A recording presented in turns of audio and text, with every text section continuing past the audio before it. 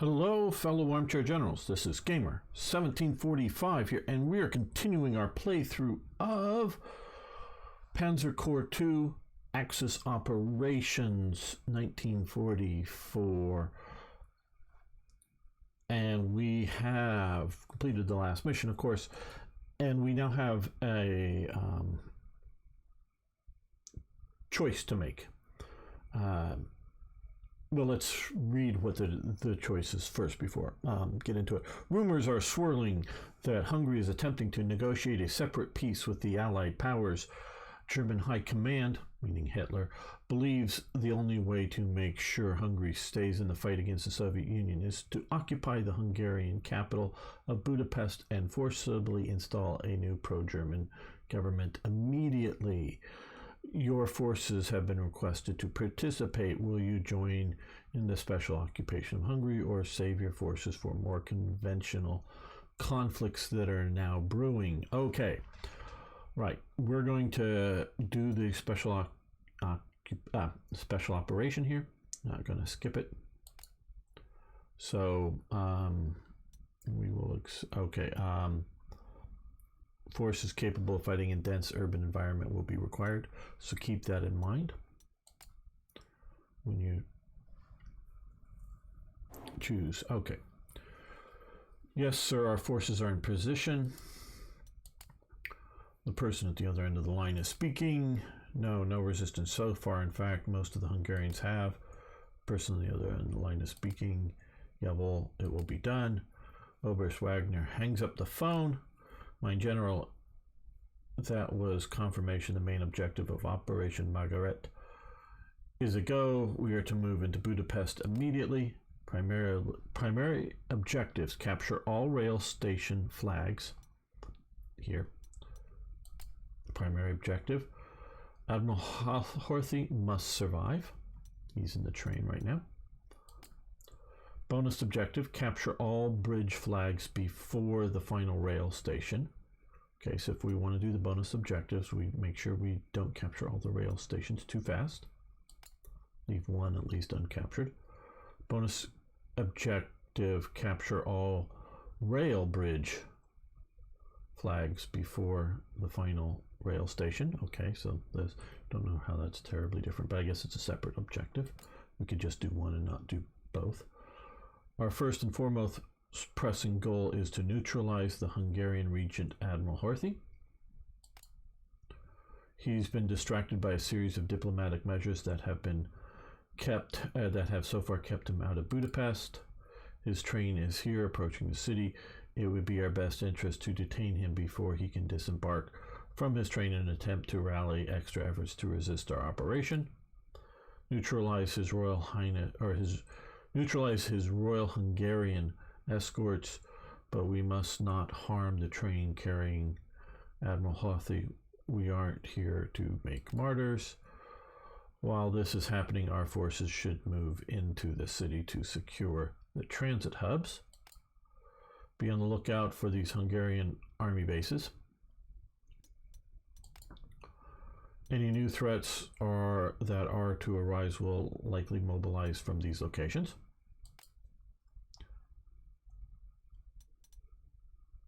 I guess the barracks as well. To victory for Germany.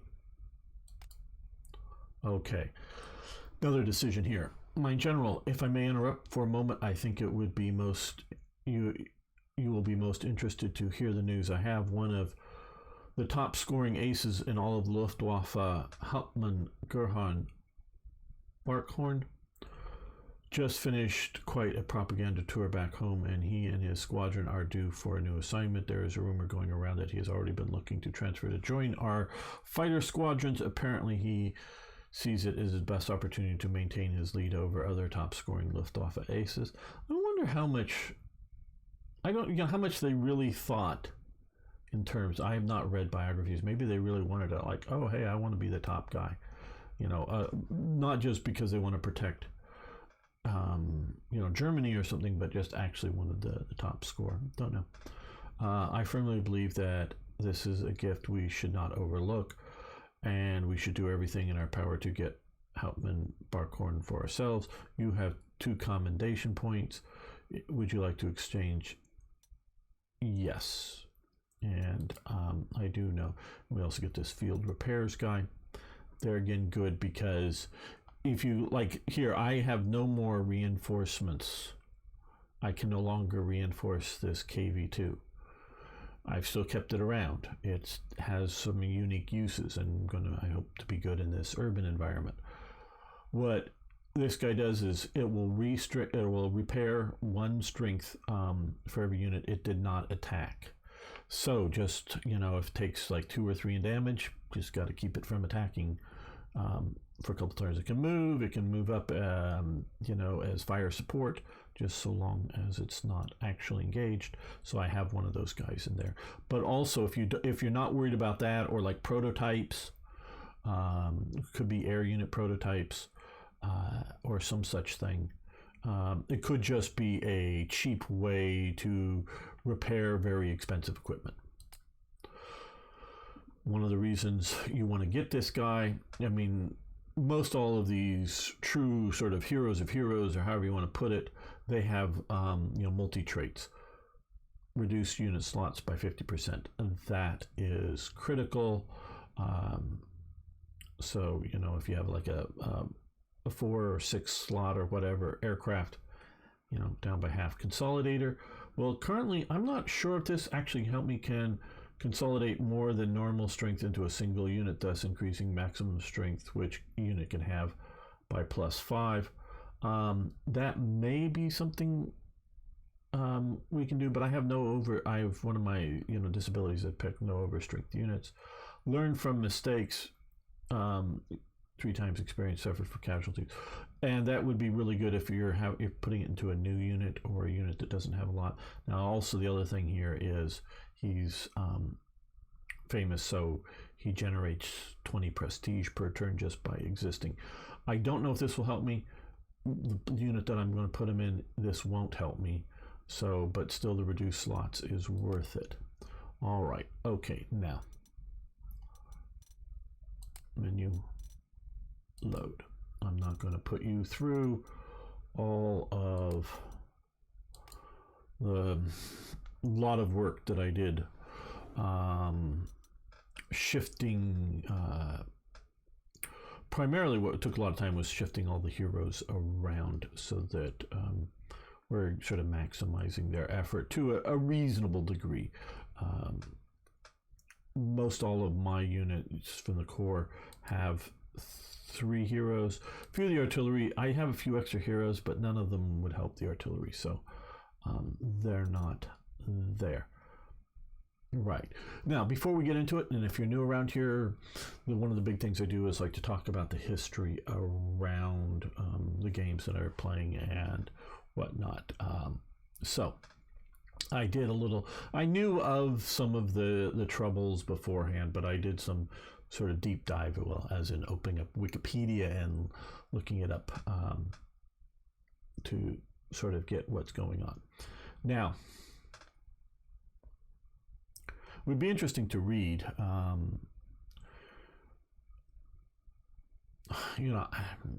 don't know. Should I call him Miklós Horthy or Nicholas Horthy? Nicholas Horthy would be the English. Miklós is sort of, I guess, the Hungarian version of it, but we'll maybe stick with Miklós Horthy. He's a very interesting person. He did write an autobiography after the war. So, spoiler alert, he survives the war in reality. Don't know whether he will in this game. But another interesting person who leads his nation through a, shall we say, chaotic time. I think that would be an appropriate term, especially if you're looking at post-World War I. Coming out of that with the breakup of the Austro-Hungarian Empire through the interwar period and then coming into the Axis. I don't know a lot about him at all. I know he sort of paints himself, because I just sort of read a description of his biography. I haven't read it. It would be fascinating to read this time. I'd love to read 100 books a day, if I had the time, and really be able to ingest all of it and keep it all in memory and whatnot.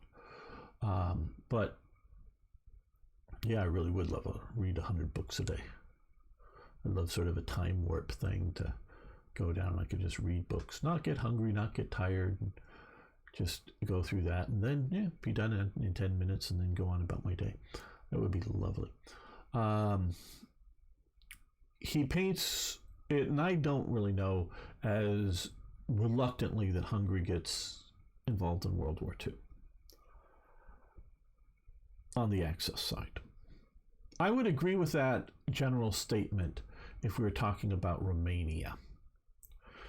Romania tries to get an alliance with, at first, France, but also in sort of the same trip, sort of, I think, wanting to do alliance with both, but, or even maybe just Britain on its own, trying to get an alliance with Britain. That fails. So, this is back, like 1936 or 37. Romania is trying to get a Western alliance.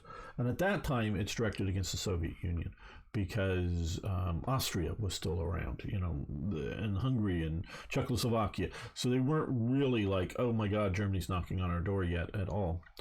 A bit later, so they're trying to get that. France says no, and Britain, also says no, and it's smart of France to say no, because looking at French domestic politics, that might have collapsed the government, but realistically, no French government was going to be capable of committing to the defense of Romania against a Soviet attack of any sort. No guarantees would have held up. France just was not in a mental state to go to war over Romania. Just period, wasn't. So, and you don't want to sign, it's really bad when you draw lines in the sand and then somebody steps over it and you don't react significantly. And that's definite. American presidents have done that in recently, as in like since the year 2000 or something. I'm sure they've done it before too, but more recently. And when they do that, that's just a really, really bad thing. If you draw a line in the sand, you better mean it, because a lot of it is like, we will defend or we will support, or if there's chemical weapons attacks against freedom fighters in Syria, or whatever they were calling them at the time, we will take action, and we can sort of picture what president. And it's not that I'm entirely disagreeing with the sentiment of, if somebody's going to be using chemical weapons, that maybe we should take serious action, but if you say so, you better do it, because you get what happens in World War II. And again, one of the things here, if you're sort of new at this channel, is I talk about not just history lessons like this happened on this day, which we're sort of doing here, but also lessons from history. France, particularly, but also Britain, had an alliance with Czechoslovakia that was in essence an anti-German alliance, or an anti-Nazi or whatever, but anti-German. They advised Czechoslovakia that they weren't going to defend Czechoslovakia if Germany attacks. Okay, so so they sort of break that alliance, sort of. Not fully clearly, they don't fully renounce it. It's just sort of there. They advise Czechoslovakia to give up on the Sudetenland. And the Sudeten, or the Czechs, realize, oh shit, these guys aren't going to fight for us. I got literally the British Prime Minister on the phone telling me I should give in. So they give in. And again, it might be the political realities of Britain wasn't feeling prepared to go to war with Germany, and France definitely wasn't willing to go to war with Germany alone, without Britain. Now, because they did that, and then later, another thing, people are constantly talking about democratic determinism, if you will. Whether it's in Ukraine of today, the Donbass region might part of that. The Russians have occupied for some time, might actually be a majority of people wanting to be part of Russia.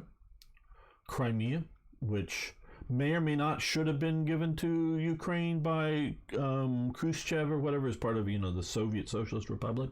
We could argue that was there any significant Ukrainian population there prior to that, historically. Then the Turks owned it, and all kinds of stuff going on there. I don't know, and I don't have a strong opinion on that kind of thing.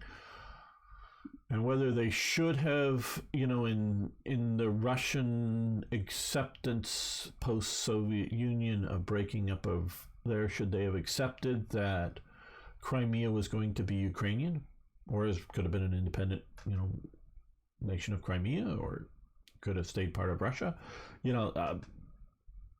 Those are,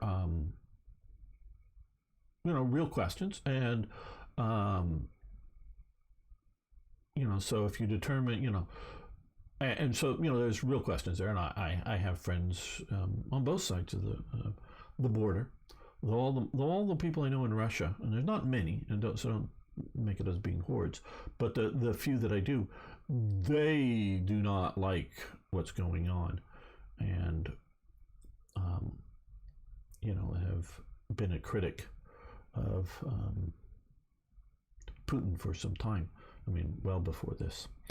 So I'm not going to out people there, or the people that I know in Ukraine as well. And I have contact with some of these people, not daily necessarily, but weekly or every couple of weeks or something. So I'm in contact with these people on both sides of the border there, though not, at least I don't know that I know any Russians that are like, yay for the invasion of Ukraine. Don't know. But so, and I know the Ukrainians that I know, they want Crimea back, and I don't blame them, because it was their country and it gets annexed by by an invasion. But should it have been? Well, should any territory be part of any country? So, but you get democratic determinism. Oh, the majority of the people in here want this. Okay. Well, the majority of the people in the Sudetenland wanted to be part of Germany. The Nazi Party was so popular there. It wasn't, I don't believe that everybody, well, I don't think, they understood what the Nazi Party was, but they just saw it as sort of the German National Party, and they wanted reunification with German, or what they wanted to be as part of a German-speaking country, because they had been part of the part of the Austro-Hungarian Empire, and the hill people of the Sudetenland, as I understand it, going back to the Holy Roman Empire, they were, unlike the valley people, they were sort of Germanic. We would describe them culturally. I don't know nothing about anybody's genes there. That Hitler and the Nazis were concerned about genetics. I'm not. I'm talking about their culture. They overwhelmingly supported becoming part of Germany. They just did.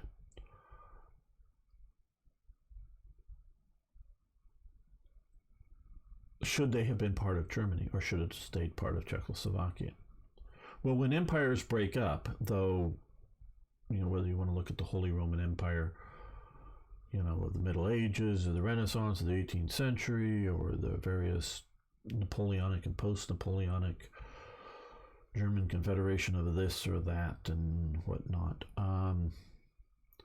We can all debate all of that, but it gets ugly when you break up empires. So so as a defendable nation, a nation state that's going to try to defend itself for hundreds of years to come, Yeah, it is sort of strategically important for the Czechs to own those mountains. It is. Should Czechia exist? Well, should the Czech people have a nation? Well, yeah, why not? I don't have any. I have no objection to that. I support their right to have a. So if you're Czech, don't or whatever. Don't think I'm like anti you. I'm not suggesting that. It just, yeah, sure. Though nationhood is earned, just because you're an ethnic group. The Cornish, out in Cornwall, or the Manx out in the Isle of Man. They've lost their nationhood. 1,000 years ago almost, or something. Maybe not quite that long ago. It was 1060. Yeah, not quite 1,000. Okay, 800 years ago or something. They've lost their nationhood for Cornwall or Island of Man. But yeah, should they? No, because they're not viable countries in the modern sense of the word. And whether there's probably more people that speak Manx as a percentage of the population in the Isle of Man probably than Cornish that speak some sort of Gaelic, Welshish, whatever language that they would speak. And we could talk about the Bretons of Brittany, or the Basque of mostly in Spain, but also a bit in France, as being very old cultural groups that, but, what you're going to do, how you determine who gets a nation and who doesn't. Well, partially by force of arms, for sure. Well, okay. So if you believe in democratic determinism, democratic votes, sort of Wilson in the post-World War I, and a lot of people are, well, Northern Ireland is part of Ireland. Well, yeah, it's part of the landmass. The people there overwhelmingly, 60+%, I believe, though that could change, percentage change, I don't know, want to stay part of the United Kingdom. They don't want to become part of the Irish Republic. So, just because they share an island, does that mean that they have to be unified? Well, they have Irish in their name, Northern Ireland. Because the IRA and whatnot, a lot of people support them, and whatnot. Well, maybe all the Catholics should just have been forced out of Northern Ireland. Oh, but it's all Ireland, all one, all unified. The English could say the same thing about their island and conquering the Welsh and the Scots. The idea that just because is that enough for it. And just to finish up the Sudeten, so Sudetens overwhelmingly supported becoming part of Germany. After World War II, they were virtually, every single one of them, man, woman, and child, driven from their homes by the Czechs. To the best of my knowledge, I don't think that there was any compensation or has been any compensation for the loss of personal property. It isn't the idea that they were bought out and told to get out at market value, even that. They were just driven out. Now, Germany had behaved very badly, but that's also behaving badly. It's one thing, I get the idea, I get the idea that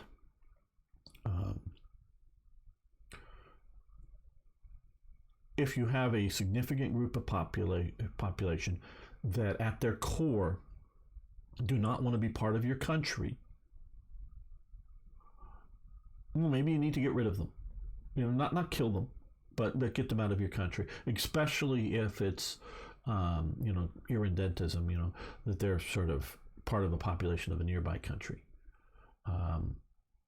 And border gore, if you're a paradox game player of various types, becomes unpractical. You need to have some sort of practical borders if you're going to have some sort of nation state. So yeah, there's reasons to go, we need this or that or whatever. There are reasons. There are, to do this. Now, does that mean that you should just drive the people from their home as refugees? Or you should go, you rent in this apartment? Okay, here's, $1,000 and go. Because you've decided, maybe not individually, but you as a people have decided by their support for the Sudetenland not to be Czech. Okay. But you, this other guy here who owns a farm or owns a house or owns a business, they should be compensated. Okay, if you're breaking up an empire, and this is ugly, and I don't know if this is going to come back and bite me, these quotes someday, but this is an ugly situation. There is not necessarily any good answer. There's just least bad answers might be the best way to put that. This is the least bad thing I can come up with, might be the best way. So, so if you're, German or Czech and involved in some of this historically, I got sympathy for both sides on this issue. The Germans behaved very badly towards Czechoslovakia. Hey, they invaded the country, and then also behaved badly after invading the country. So I understand the Czech position here, but, I don't know, maybe they did compensate them fairly. I doubt it, but maybe they did. And so looking at something like that, with democratic determinism, where do you draw the boundaries, the population? Okay, get back to it. This, and sort of rewinding a bit here, with Romania, it was an Soviet alliance that they wanted with the West. The West says no. Hitler, after that, maybe 38 or something, I'm not sure the year, puts goes to Romania. Hey, we want an alliance with you, buddies. Alliance? Come on, I know you were like big, strong on the Allies in that last war, and your country about doubles in size from victories of the last war. Now, who were the ethnic groups that they doubled in size with? I'm not. All maps are propaganda. Doesn't mean they're untrue, just means they're propaganda. And so there are a few pre-World War I ethnic maps of Europe that show majority and minority towns, regions, cities, whatever. I don't know how accurate those are. And then, of course, with the turmoils and upheavals of border changes, and I've read about some of the other ones, sometimes lots of people leave when, their country no longer controls an area. And so the new people, well, hey, we're in a majority now. Yes, because a bunch of people voluntarily, because they were afraid, left. But Hungary doubles in size. Hitler's like, hey, buddy, come on, join up with us. And Hungary's going, no, we're sort of pro-France and Britain. But, we don't have an alliance there. But no, we're not supporting of Nazis. Oh, you sure? Yeah, okay. Well, then, of course, what happens? This is where we're going to get to it. At one point, and I don't know the exact order, Hitler's, doing a deal with Stalin. We need Romanian oil. You got plenty of oil, Soviet Union. Oh, you want Bessarabia? Okay, you can have Bessarabia and 2 of the Baltic states. They end up getting 3 and other details there. Oh, you want Finland? Yeah, but we want Poland and Lithuania. And then after the war, conquest of Poland, they said, we want more Poland, you can have Lithuania. So basically Hitler agrees to, Bessarabia going to Romania. Now this is what I don't know, and I could have looked it up as part of this history lesson, but we see Hungary getting back a bunch of territory that had been part of the Austro-Hungarian Empire. I don't know, Transylvania. I don't know how many quote-unquote ethnic Hungarians were there before, after, during, whatever. I do have some photos that I recently collected. Would make a nice event for Third Reich event sometime. Some of them in color, which is rare for the time period, of people, locals supposedly, I believe they were, but welcoming in Hungarian troops into Transylvania. Now, I don't know if these are some small minority, like, yay, or whether these were the majority of the people, like, yay, we're back, our people are back in charge now. I don't really have a good answer there. So that, is a question. Don't have an answer, but they get back territory there. Hungary also early with just after the Sudetenland, but before the breakup of Czechoslovakia entirely, they sort of fight a very brief, like 10 or 12 people, I don't know, less than 30 people die, border conflict with Czechoslovakia, and take a little bit of land there. So they're grabbing up land while Czechoslovakia is still there. It sort of changes its name from Czechoslovakia to Czechoslovakia. But, in that name change, they grab off a little bit of land from Slovakia, the Slovak territories. Slovaks are trying to, hey, Germany, protect us. We're your buddies. They don't. Grab up some of that land.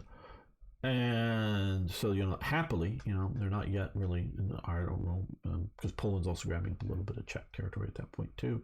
And then once you have the collapse of Czechoslovakia, the occupation of the Czech part and quote-unquote independence, and it was functionally independence of Slovakia, they grab up some more land, including out in the Carpathians that are had been trying to set up a Ruthian or Ukrainian type independence, little micro state out there, maybe not small state at least, out there that Hungary grabs up.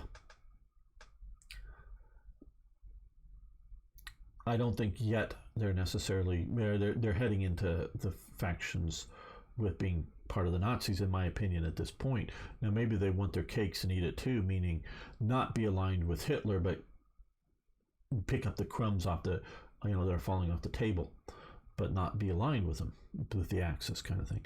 And then, of course, they grab up territory that had been part of the Austro-Hungarian part of the Austro-Hungarian, some of it, because they actually had some territory down on the Dalmatian coast that was part of the Hungarian part, just generally owned by the Hungarian part of the Austro-Hungarian Empire that either goes to Italy or Germany.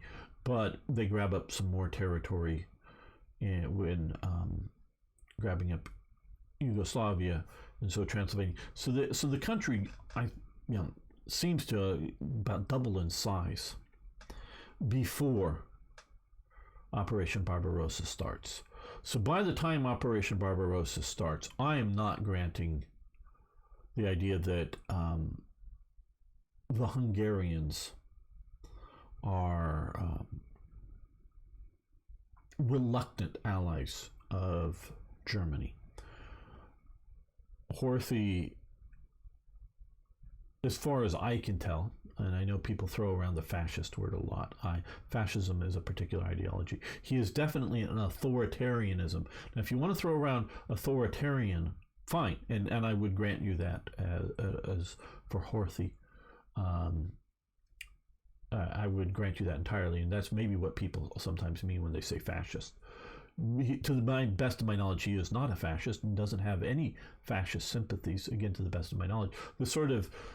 Don't know a lot about their ideology, the Arrow Cross, and I would suspect because it's the Arrow Cross, though the swastika I don't consider a cross. It's an Eastern symbol. It isn't a Christian symbol. I don't know the Arrow Cross, whether it would be more National Socialist or more fascist, and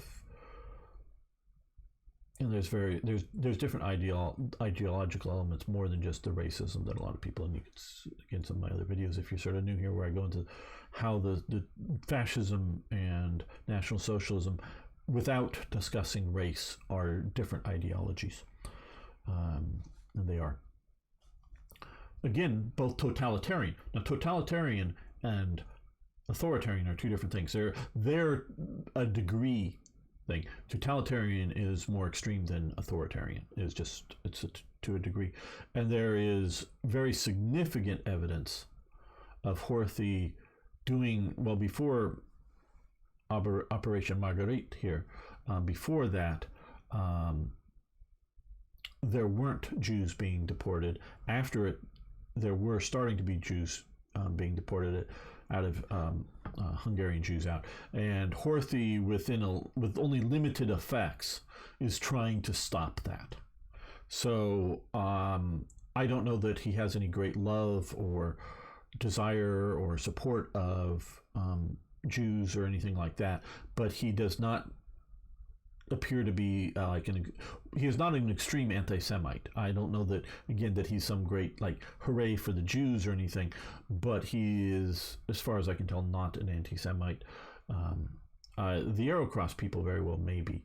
So that's because fascism in Italy and even Mussolini isn't very anti-Semitic. Not more than the sort of, shall we say, standard Catholicism might sort of be. Sort of blaming the Jews for the Jesus' death, and that gets into a lot of, and that's some of the ideology. You can look at it. I'm not advocating for or against why they do it, but you can look into why that sort of is and why they might believe that. But okay, so you can see with Mussolini and with Horthy, neither of them have a strong anti-Semitic elements into their styles of government. So they're different in that way from the Nazis. So, and Horthy is a very, very strong anti-communist who, though, by the end comes to think that Nazis are a greater danger than the communists, and including the post-war era. So,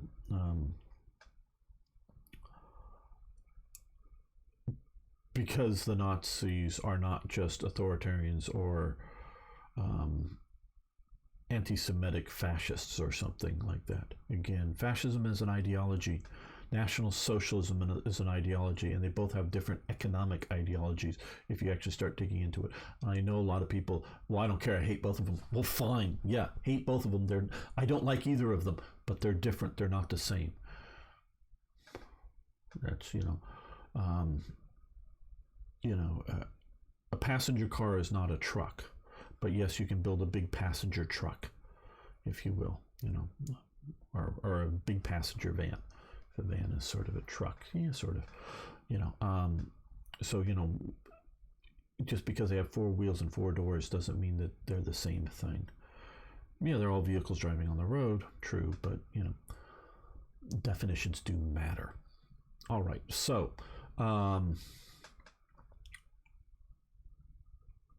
like I say, I'm not going with Horthy, and his government is reluctant ally of Germany, grabbing up all of that land, and I don't know how they treated the locals, generally speaking, in their grabbed up land. I just don't know.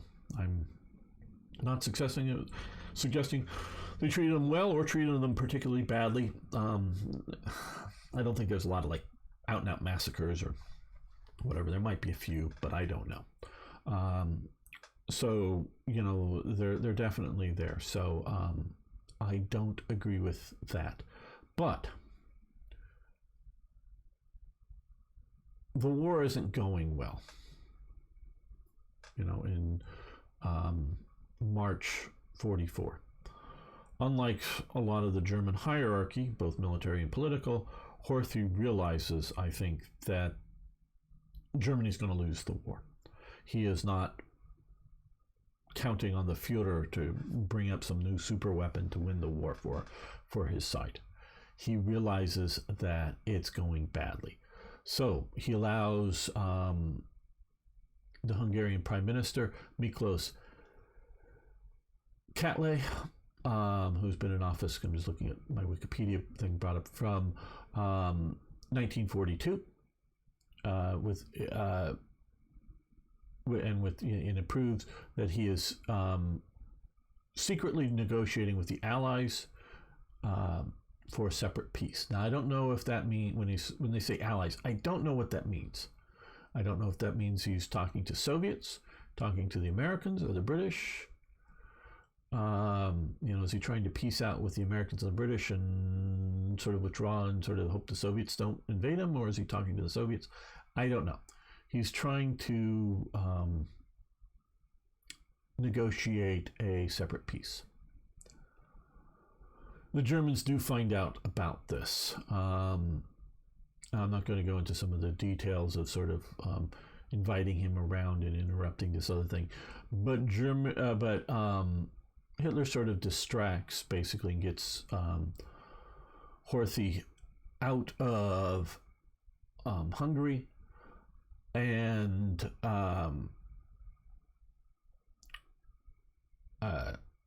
to stage an occupation of Hungary. So they're sort of negotiating, and as negotiation lasted and Horthy boards a train to return home on the 19th, which is the next day here on this thing, the occupation of Hungary begins. When when Horthy arrived in Budapest, German soldiers were waiting for him at the station. Horthy is told by Jagau, he's one of the leading Nazi sort of Kállay. I could look him up a little bit. I know the name and I'm picturing a face, but I'm not exactly sure his title at this point.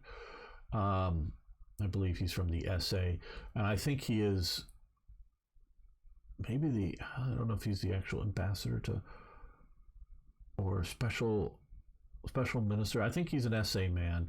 If I'm remembering correctly, they sent an SA man. The SA is losing earlier on, back in 1940 with the war. The SA is losing a lot of influence. So there are 4 special representatives that are diplomatic representatives. 1 to Hungary, 1 to Romania, 1 to Bulgaria, and 1 to Yugoslavia, and they're all SA. They're all fanatics, and mostly not the best guy for the job to being a diplomat. They're blunt instrument diplomats. And that's, I think, his Jagro. Spell it as Jagow. Is it Jaglo or Yaglo? Okay, so Horthy is told by Jaglo that he may remain sovereign only if he removes Kállay from the government, and would cooperate fully with the Germans. Otherwise, Hungary would be subject to an undisguised occupation, basically turned into a Reichskommissariat, if you will. The Germans want to bring back an earlier prime minister who was pro-German. Horthy says, basically no to this guy because he knows this guy's very likely to being a German puppet. And he knows sort of something of a friend, I think, or I don't know, but Dome Storje, I'm butchering that too, he puts forward his name as it. He had been ambassador to Germany for 10 years, but he looked upon him as sort of a soldier and sort of a Hungarian patriot, as a compromise and somebody that would look out for Hungary's best interests. Well, he basically, and the Germans accept this, being a complete surprise. Okay, the initial German plans to immobilize the Hungarian army, and they've thought about demobilizing the Hungarian army. They don't, because they get this guy in charge, and things go well for the Germans, shall we say. A lot of cooperation. The Hungarian army continues to fight on the Eastern Front, and good stuff like that for the German side continues. And yes, deportations of over 500,000 Jews to camps. I'm not going to go more in because YouTube demonetization of things, and I don't want to go there, but you get the point. Horthy does try to stop some of that, but not very successfully. Now, this is in March 44. Operation Panzerfaust, sometime in October of 44. Okay, so this isn't unlike this event here. It was entirely peaceful. Nobody died. Nobody dies, and the Hungarians continue to fight on the German side, the army and whatnot. October 44. That's the Battle of Budapest.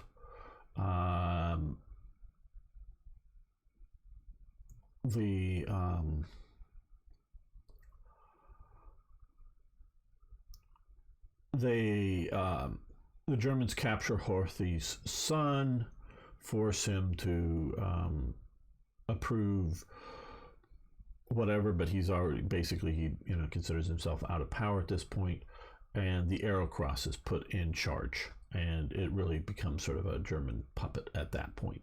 And now that's where there's fighting, not this engagement. There isn't fighting here. So I don't know if we'll see an event, because I've literally not gotten past here so far in playing this. But just sort of tell you, and eventually, and Horthy with Operation Panzerfaust is taken as a prisoner. He's kept as a prisoner until the end of the war. The Allies arrest him. The Americans, because he's in Bavaria or someplace like that, find him and arrest him, basically because Hungary at the point was still at war or whatever, and taken as a prisoner of war. He doesn't stand trial for anything, though Tito wants to have him stand trial for something that some Hungarians did that Tito and crew is saying that, and I don't know if there's evidence of it, some massacre in what had been Hungarian territory. Again, like I say, I don't know, occupation and whatnot, but some massacre. I don't remember the details. That Horthy approved of it or ordered it, or I don't know. He may have not. I just don't know. But the Allies basically are protecting him. Stalin is a bit more forgiving. He actually supposedly, because Horthy does try to negotiate a settlement, Stalin and sort of informs the Hungarian communist government that they don't push for Horthy, let it drop, and Horthy ends up in exile in Portugal at the end of the war. Takes a few years to get there, and for a while living in Germany and whatnot, and so he eventually gets out there. But and that he is one of the few Axis leaders to survive the war. Yeah. And so that's sort of rounding out the Horthy story. I don't know if we're going to do Panzerfaust mission or not. Well, this has gone on so long. I hope it's interesting. I'm going to have to label this a talking no gameplay episode, because the next episode will have gameplay. So please stay tuned for that. Thank you, everyone.